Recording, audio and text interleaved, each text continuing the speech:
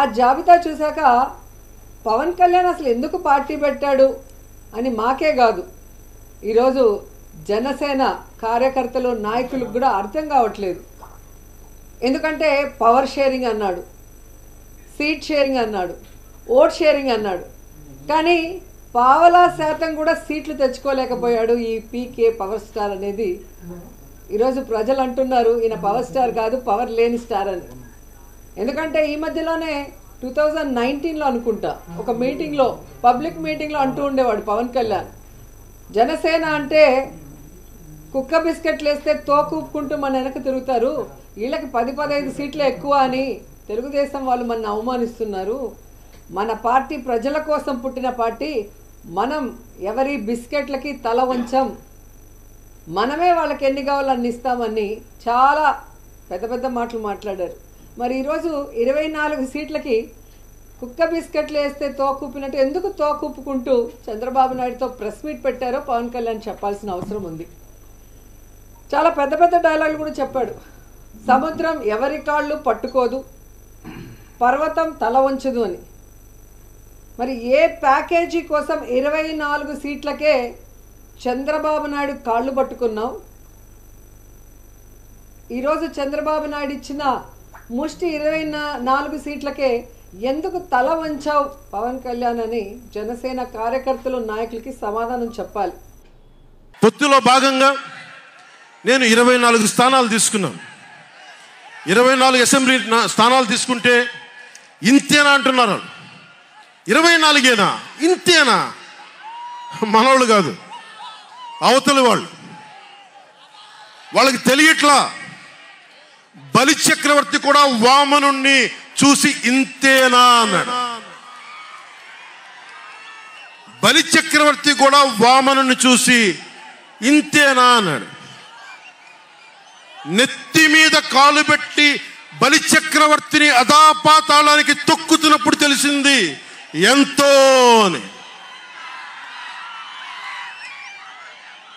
ఇంతింతై వటుడింతై నభో వీధిపై నంతై తోయిద మండలాగ్రమునకంతై వామనవతారాన్ని చూపిస్తుంది జనసేన.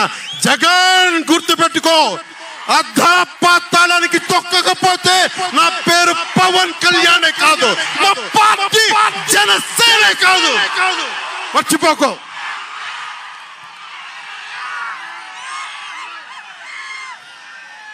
రేపు ఎన్నికలైనప్పుడు వైసీపీ వాళ్ళకి తెలుస్తోంది మనం ఎంతో. నెత్తి మీద కాలేసి తొక్కుతాం కదా, అప్పుడు అర్థమవుతుంది మేమేంటో.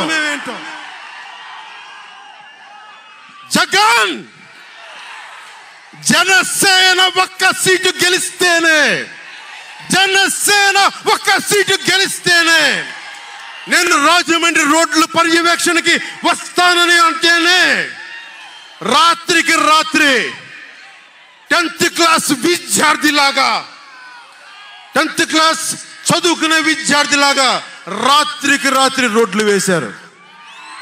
నైట్ అవుట్ చేసి మరి ఒక్క సీటుకే ఇదంతా. ఒక్క సీటుకే, ఒక్క సీటు గెలిస్తేనే రాత్రికి రాత్రి రోడ్లు వేసావు.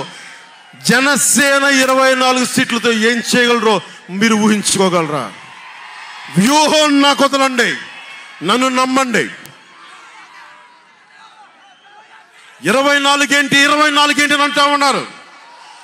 విశ్వామిత్రుడు, బ్రహ్మర్షి విశ్వామిత్రుడు బ్రహ్మపదానికి వెళ్ళడానికి కూడా 24తోనే. గాయత్రి మంత్రం 24 అక్షరాలు. అంకెలు లెక్క పెట్టదని చెప్పండి ఎవరిని, అంకెలు లెక్క పెట్టదని చెప్పండి ఎవరిని. పవన్ కళ్యాణ్ వంక కూడా చూడలేరని చెప్పండి.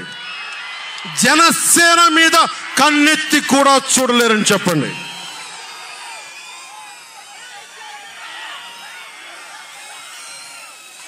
మనకి వైసీపీ జగన్ లాగా వేల కోట్లాది రూపాయలు వారసత్వంగా తినేసామా ఏంటి? మనం ఎన్నికలు రాగానే నియోజకవర్గానికి 50 నుంచి 100 కోట్లు తీయడానికి, ఖర్చు పెట్టడానికి అన్ని స్థానాల్లో పోటీ చేయడానికి మన దగ్గర 50, 100, 1000 కోట్ల డబ్బులు ఉన్నాయా? మన దగ్గర దోచేసిన డబ్బులు ఉన్నాయా?